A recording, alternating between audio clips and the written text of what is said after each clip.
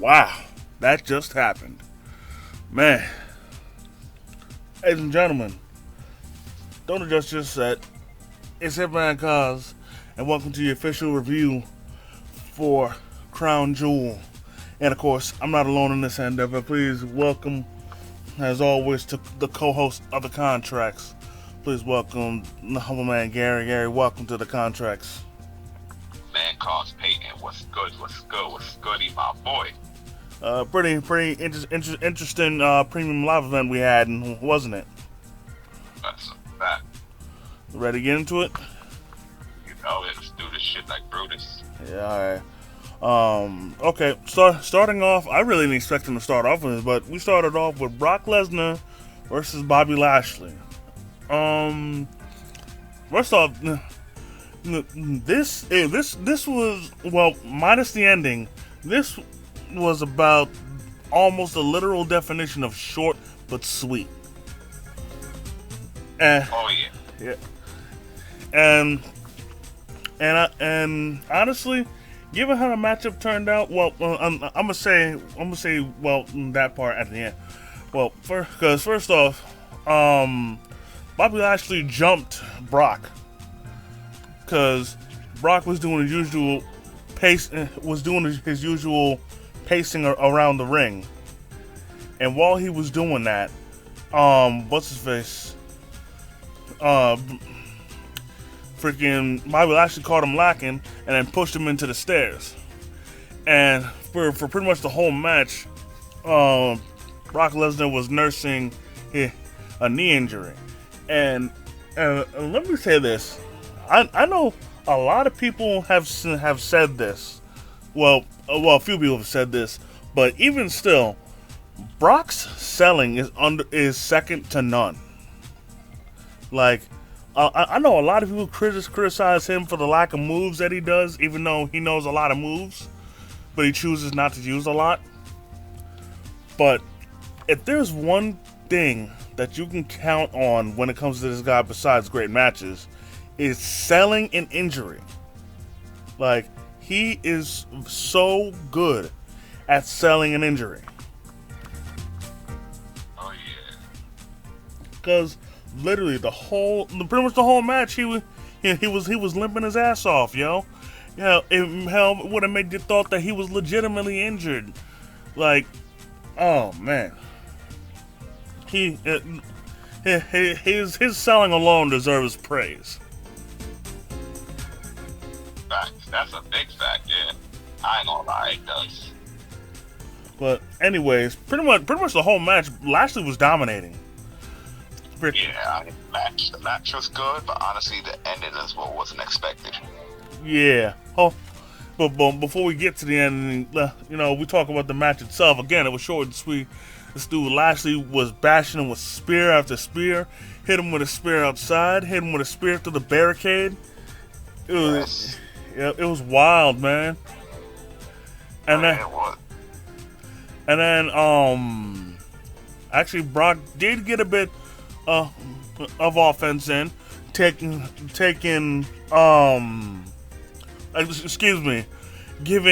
Bobby Lashley a one-way trip to Suplex City. Right. And then, again, this is just a testament to Brock's selling.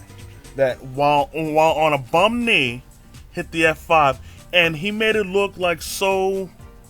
He made it look so good that he could lift up Bobby easily, but at the same time he can make it look like he was in excruciating pain, trying to do the F5 while nursing a knee injury. This like Brock deserves praise for that. And then. Yeah.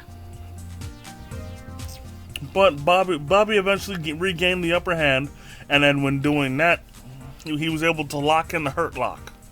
Now, and this comes this comes at the end of the match, and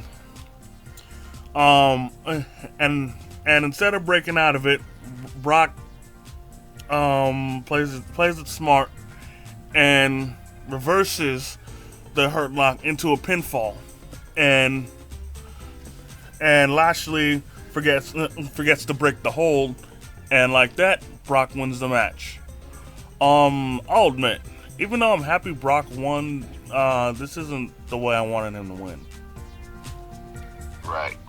Because he got his behind kicked, and in my opinion, and I don't want to say it makes him look weak, but at the same time, it makes Lashley look strong. Right. That Brock might have won, but he escaped with a lucky win. And as I thought I'd never ever say about Brock, but he escaped with that match, freaking by the skin, by the skin of his teeth. Oh yeah. But unfortunately for Brock, Lashley was a bit of a sore loser and put him back in the hurt lock. Right. And given what happened at the beginning of the match and what happened here, part of me thinks that Lashley turned heel. Me too. Because this match was face versus face. Exactly.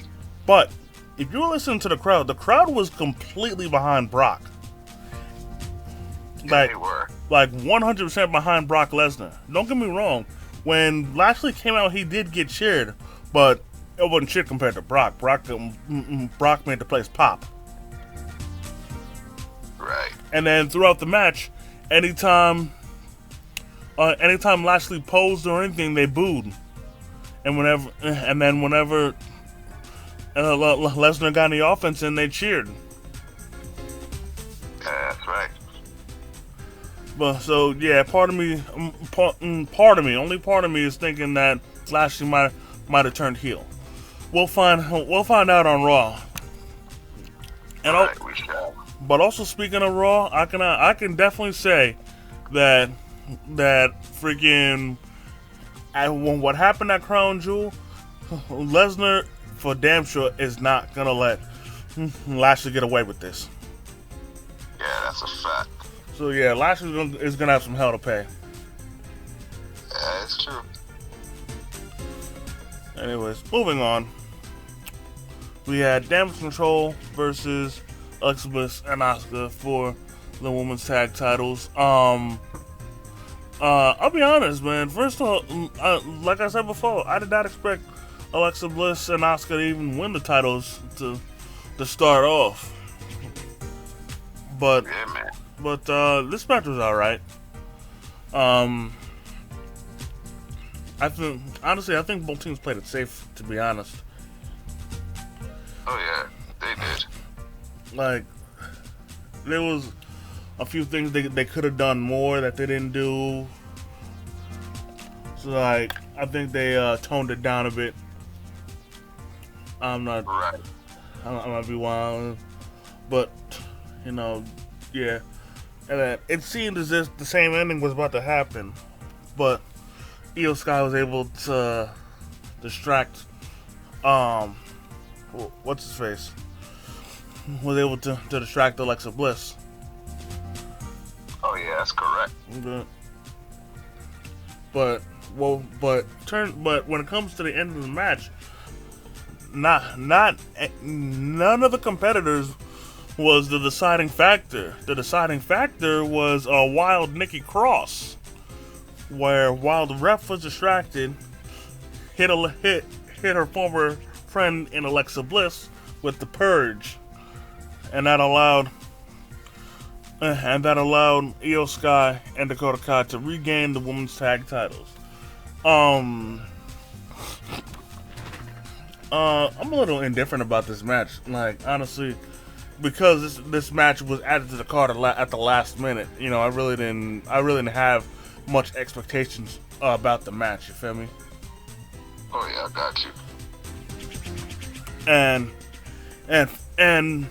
in my opinion, I think it's obvious that Nikki Cross is a tweener. Right. And honestly, her being a tweener honestly makes the most sense. Because just given how unpredictable she is as Nikki Cross, being a tweener only makes sense. You know, Right. not a single superstar will know if she's with them or against them. So, you know, so you just got to keep your eye on us. You got to keep your head on a swivel for her to see what she does. Oh, yeah, that's correct. Yep. That's correct. Yep. Moving on, we had a steel cage match. Drew McIntyre against Karrion Kross. Yeah, this match was all right, but this has to be said, man. And I know I said it. The last time we did the results for a pay-per-view, but Scarlett's pissing me off. Yeah, me too. I mean, don't get me wrong. I understand they're both heel, and heels cheat, but but somebody please answer me this. Help me out with this, humble man. How the fuck do you expect, or does anyone expect Karrion Kross to be taken as a serious threat if he constantly has to rely on Scarlett always interfering every time? Not every other time, not half the time, all the time. Every single match that Kross has been in since he came back, she's interfered in every single match. Right. And thankfully, in this match, her interference that actually cost Kross the match. Yeah, that's right. Because at first what happened was Drew was about to exit the cage through the door, so she pulled up, sprayed him with mace, and sprayed the ref with mace, and then locked the door. Exactly. That was crazy too. And you know, and I said before, Drew got to put hands on her, man. But considering the outcome of this match, thankfully he didn't need to. But I'm sticking to my guns. He still needs to. Yeah, I couldn't agree more. But anyways, so since she closed the door, he decided to climb out through the top. And once she realized what he was doing, she was scrambling like crazy to try and unlock the cage because she had the key. Right. So first off, she was fumbling with the key, and then when she had it in her hand, she was trying like hell to unlock the cage door, and she did get it open, but fortunately, Kross didn't make it out in time, and Drew was able to escape the cage to win the match. Right. And finally, Drew has righted a wrong, got that BS loss out of the way, and got the job done. Exactly. Personally, I would have preferred if he beat him in the ring with a claymore, but he still won the match, so I'm satisfied. But he still hit him with a claymore, and that shit was beautiful. Yes. And keep in mind, he hit him with the claymore while he was still blinded too. That's true. So but to be fair, I think he had a good sense of direction as far as where he thought Kross was, and his hunch was good enough. So he was able to do it. Oh yeah. Yeah. Moving on, we had the Judgment Day take on the OC in a 6-man tag match. I enjoyed this match. We had some interesting spots. I especially liked the spot where freaking I think Carl Anderson was on Damian Priest's shoulders, and then Dominic was on Luke Gallows' shoulders, and then on top of that, then AJ Styles hit Finn Balor with a superplex, and they all dropped at the same time. That was a very interesting spot. Oh yeah, it was. But for me, the real kicker of this all is that the OC has learned nothing at all. And I say either they've learned nothing, or better yet, they remind me of somebody that wants change but does nothing to do it. The reason why I say that is because Rhea Ripley interfered in the match again, but the funny thing about it is that they should have knew she was gonna interfere. But I don't know whether they knew whether they anticipated her interfering, or whether they just forgot. Either way, in my opinion, they've learned nothing. Because on Raw they knew that she's a problem, and they had to do something about her. And what happened? They didn't do a damn thing. Hell, if anything, I'd say they forgot about her, and it cost them. Because then freaking she hit AJ with an electric chair onto the apron, threw him in the ring, hit with the coup de grace, and that was the ball game. Like, don't get me wrong, I'm happy the Judgment Day won, but it's funny because the OCs learned nothing from their mistakes. Exactly. Because they said they were gonna get somebody to even the odds. They didn't do that. They said they were gonna beat the Judgment Day. They didn't do that either. Like how many times do you gotta have Rhea Ripley kick your ass before you learn? Exactly. And at this point, she's kicked all their asses. Exactly, man. She freaking body slammed Luke Gallows. She low blowed Carl Anderson, and now she attacked AJ Styles. So, if this feud continues, they gotta learn. Exactly. That's right. Like, get somebody to or better get some woman to neutralize Rhea Ripley so you can beat the Judgment Day. If not that, you're never gonna beat them. That's right. It's a simple equation. That's correct. Because it's 4-on-3. Yeah. And because, again, this is similar to what Drew McIntyre with Scarlett. Like, she's gonna keep interfering if you don't do nothing about it. That's right. And just like with Drew, in this case, they either one got to neutralize her by getting somebody else, or two, they gotta put hands on her. And this goes double for Rhea Ripley, because she has no problem putting hands on them.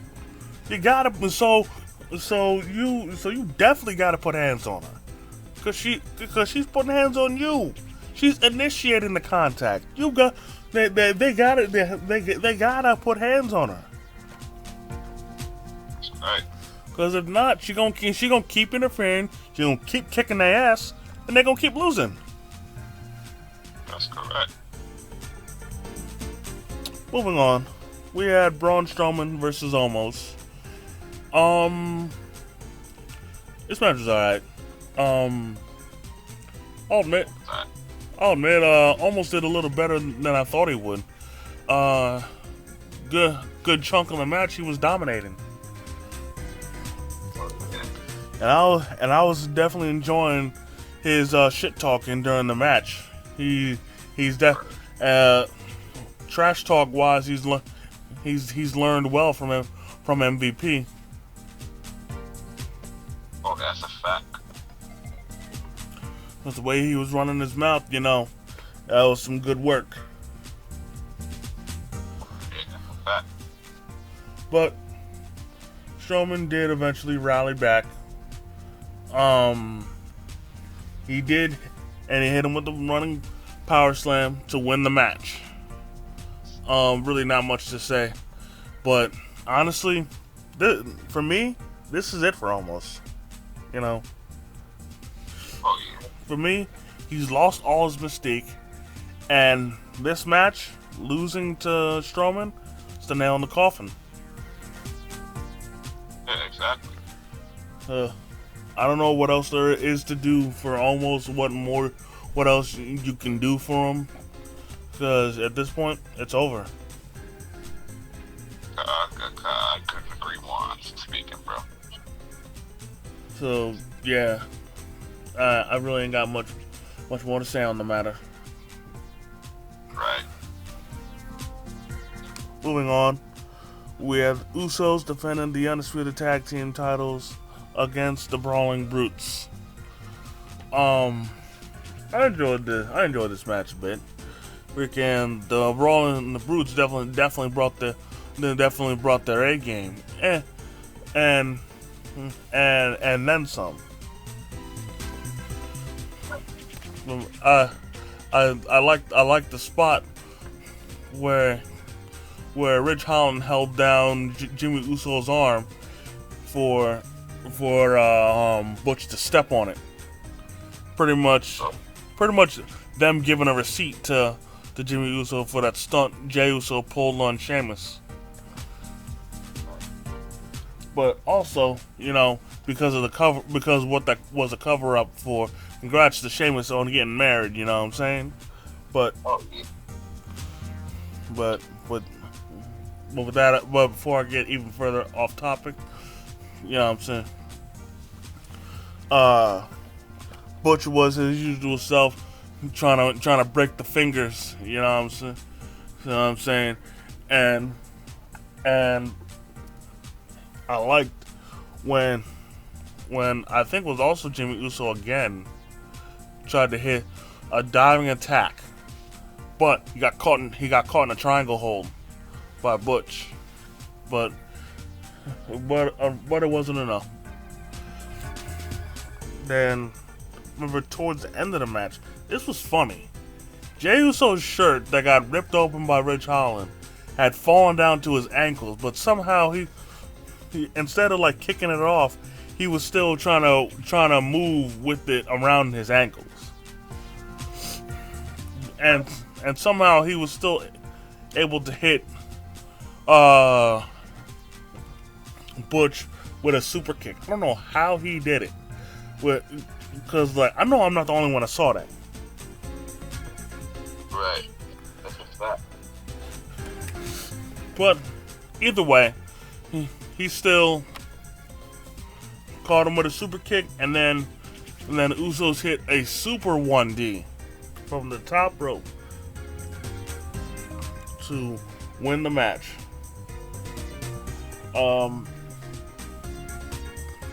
So Jey Uso kept it together, and they retained the titles. I ain't too upset at this, but but now they about to face the New Day, who once again putting up their tag titles, because now at this point that's literally the only thing stopping them from breaking the New Day's reign is the New Day themselves. Yeah, that's correct. And the ultimate question is, will they break the reign, or will they stop short? Yeah, that's a fact.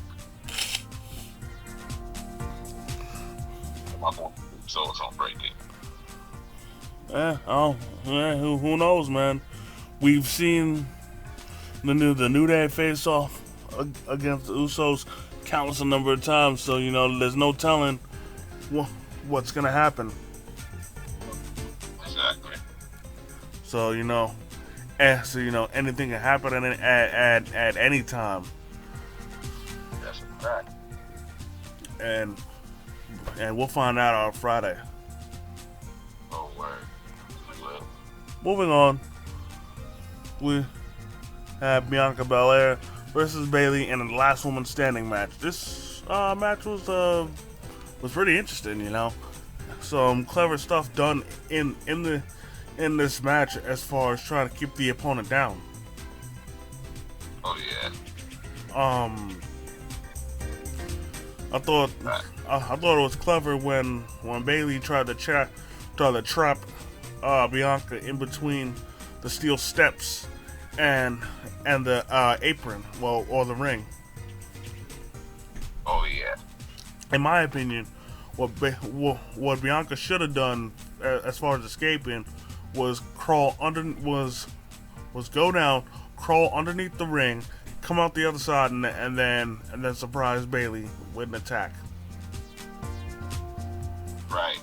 But either way, she was still able to get out. So no harm, no foul. Oh yeah, that's right. But while she was trapped, there was also a clever spot by Bayley where while Bianca was trapped, she was wailing her with mad candlestick shots. Right. And you know, that was nice in and of itself. But once Bianca was free, she did, you know, manage to lift up the steel stairs, but she lifted them up the wrong way, which is why she couldn't get a good grip on it, because she didn't have her hands through the holes on the thing that helped you lift it up. Right. So, you know, she couldn't get a good grip on it or anything. So when she threw the stairs, you know, it didn't look as believable or effective. Right. But she made up for it when she connected with a spine buster on the other set of steel stairs. That's correct. And then there was eventually a table spot. Well, yeah. But before then, when they went up to the stage, this shit was funny. Where Bayley got a friggin' golf cart and damn near ran over Bianca. Oh yeah. That actually reminds me of this hardcore match I saw between Raven, Big Show, and I think Kane. Yeah, Wrestle 17 for a hardcore title match. Yeah. And Raven took the golf cart and I think ran over Big Show's foot. Oh yeah. But nobody was harmed this time around. And how freaking Bayley even tried trapping Bianca in a crate, and that would have worked. No, only problem is she didn't lock it. Well, she didn't close the things that would have locked it. But you know that's her own fault. And Bianca's braid actually got caught in the crate, to which I thought Bayley was gonna capitalize on, but you know she didn't. And you know, when they were on top of the crate, I honestly thought they were gonna I thought Bianca was gonna hit her with the KOD onto the hood of the cart or something, but nah. She instead drove the cart all the way down to ringside, and then she threw her off, and she landed on the table that was set up, but the table didn't break. I'm assuming that it was supposed to, but again, made up for it with with a power bomb through the table. Right. And then Bianca ended the match in a very clever way, in my opinion, where she trapped Bayley in between the ladder and then wedged the ladder in between the bottom turnbuckle and the mat, effectively trapping Bayley. And Bayley was trying like hell to break out, but like she just couldn't. And like her leg was caught and everything. And eventually, Bianca won. Oh yeah. And you know, just like with almost, this is it for Bailey. She can't get any more. Like honestly, she can't get any more chances in my opinion because this is now once again she couldn't get the job done. Freaking, she brought everything she had. And hell, even Dakota Kai and Io Sky won the titles, so I thought she was gonna win it too, so they'd have all the gold. But nah, she blew it. And at this point, in my opinion, she's got to get to the back of the line. That's a fact. She gonna have to. Because it wouldn't make any sense at this point if she was to receive another shot, because she's already blown it 2 consecutive times. Yeah, that's true. Now moving on, we have the main event: Roman Reigns defending the Undisputed Universal title against Logan Paul. I can't even front, man. Even though I was betting on Logan Paul to win this match, I owe him an apology because I knew he was gonna bring it, but I did not think he was gonna bring it this hard.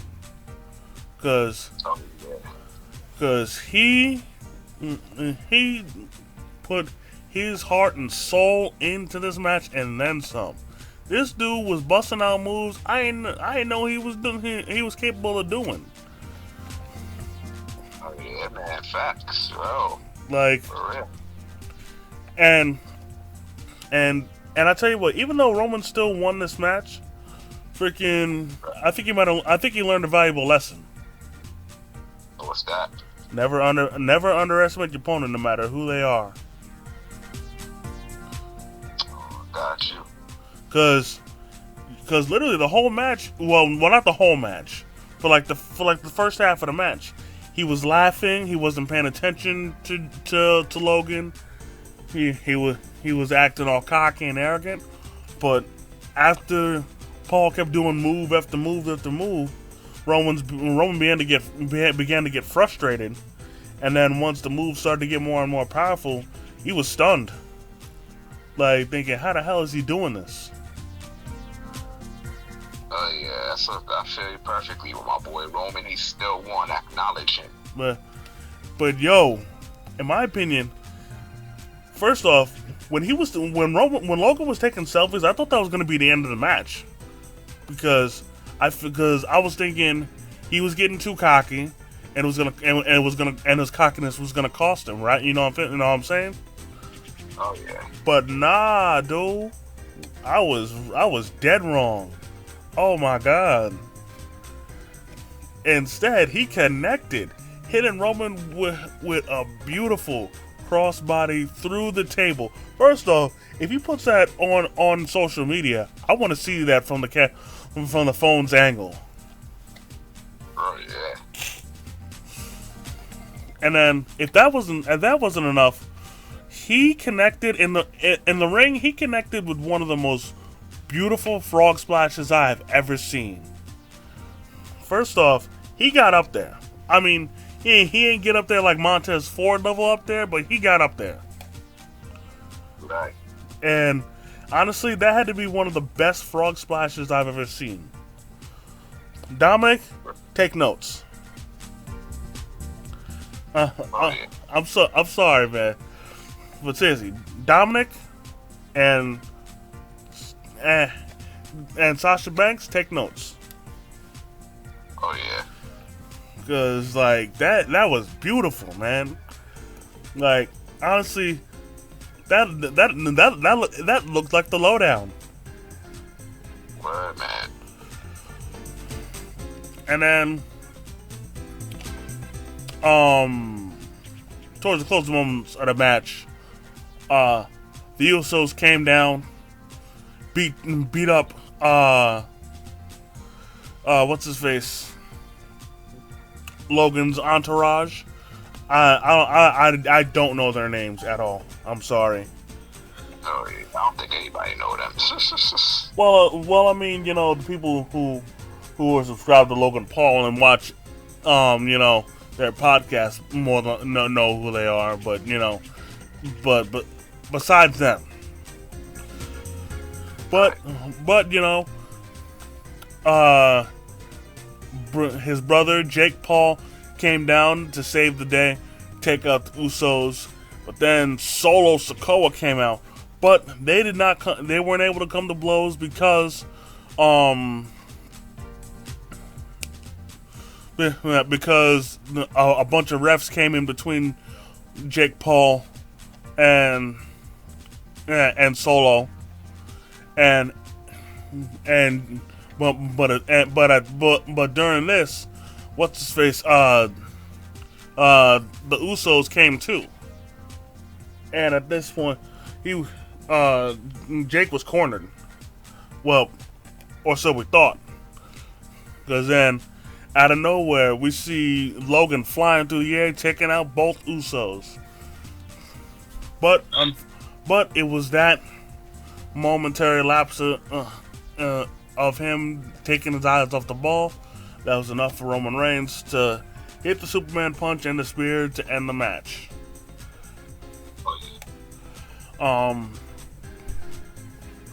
I can't even front, man. Yeah, freaking Logan.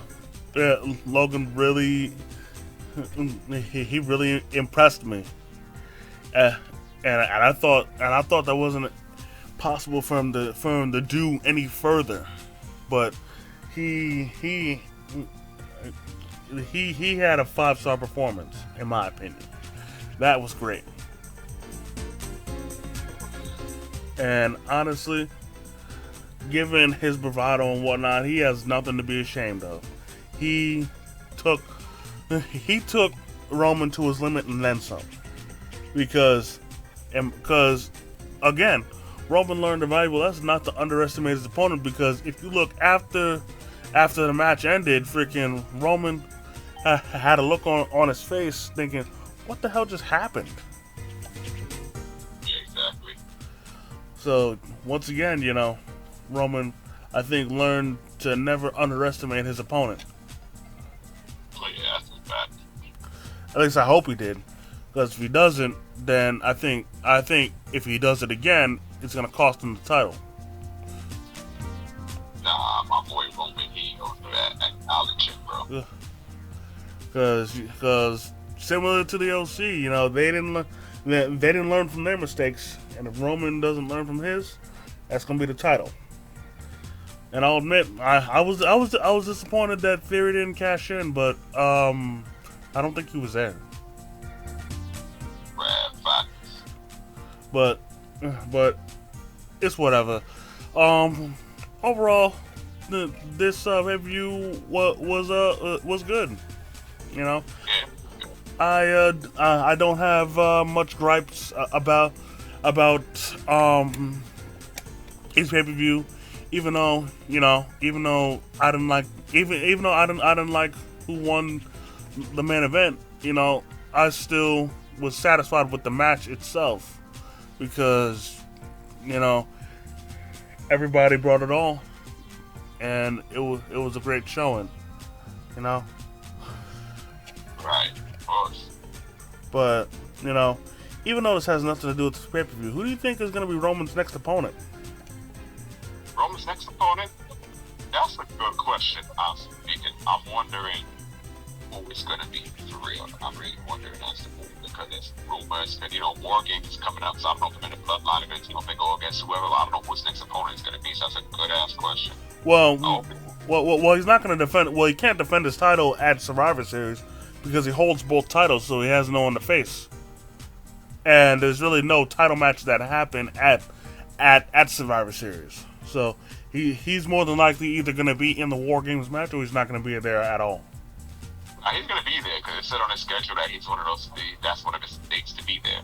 Oh. I mean, title matches don't happen at Survivor Series. They could let it be for the first time in like 3 years. The last time a title was defended at Survivor Series titles, the last time titles were defended at Survivor Series, even though Roman had both belts, the last time titles were defended at Survivor Series was 3 years ago. When Brock Lesnar was the WWE champion, he defended against Rey Mysterio. And then when Oh. also when Bray Wyatt was the Universal champion, defended against Daniel Bryan. Okay. Well, hey, you know, and anything's bound to happen. But again, you know,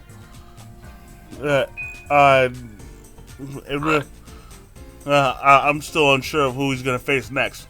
I don't want to say Bray Wyatt just because he's still, you know, dropping the hints about you know the I'm assuming his split personality or his stable or whatever, the Wyatt Six, whatever the case may be. So honestly, for now, it can't be him.